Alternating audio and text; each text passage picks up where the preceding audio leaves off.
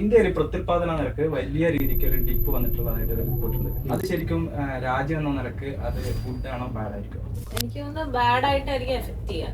പോപ്പുലേഷനിൽ പിന്നെ ഉണ്ടാവുക ഒരു ഏജിങ് പോപ്പുലേഷൻ ആയിരിക്കും. ചെറിയ കുട്ടികൾ ഉണ്ടാവുന്നില്ല എങ്കിൽ വയസ്സായ പോപ്പുലേഷൻ ആയിരിക്കും ഉണ്ടാവുക. അപ്പൊ അതിനനുസരിച്ച് വർക്ക് ഫോഴ്സ് കുറയും.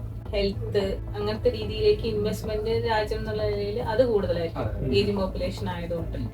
ഒരു തരത്തിൽ നോക്കുമ്പോൾ ബെനിഫിറ്റ് കൂടി അല്ലേ? കാരണം ഇന്ത്യ എന്ന് പറയുന്നത് ഏറ്റവും കൂടുതൽ പോപ്പുലേഷൻ ഉള്ള രാജ്യമാണ് കണ്ടീഷൻ. ഇപ്പൊ നിലവിലുള്ള റിസോഴ്സസ് ഇപ്പൊ ഉള്ള ആളുകൾക്ക് വളരെ നല്ല രീതിയിൽ യൂസ് ചെയ്യാൻ പറ്റില്ല.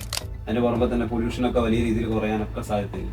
ഈ റിസോഴ്സിന്റെ കാര്യം പറഞ്ഞു വന്നപ്പോഴാണ് കോവിഡിന്റെ സമയത്ത് ഒരു കോൺസ്പിറസി തിയറി ഞാൻ വായിച്ചിട്ടുണ്ടായിരുന്നു. അതായത് നമ്മൾ ഈ ഇലുമിനാറ്റീസ് എന്നൊക്കെ വിളിക്കുന്ന ആ ഗ്രൂപ്പ് ഉണ്ടല്ലോ, അവര് ലോകത്തുള്ള പോപ്പുലേഷൻ 1/3 ആക്കി മാറ്റാനുള്ള ഒരു പ്ലാൻ ഉണ്ടാക്കി വെക്കുന്നുണ്ട്. ലോകത്തിന്റെ റിസോഴ്സ് മൊത്തം അവർക്ക് ആ ചെറിയൊരു എമൗണ്ട് ഓഫ് ആളുകൾക്ക് ഉപയോഗിച്ചാൽ മതിയല്ലോ എന്നുള്ളതാണ് അതിന്റെ റീസൺ.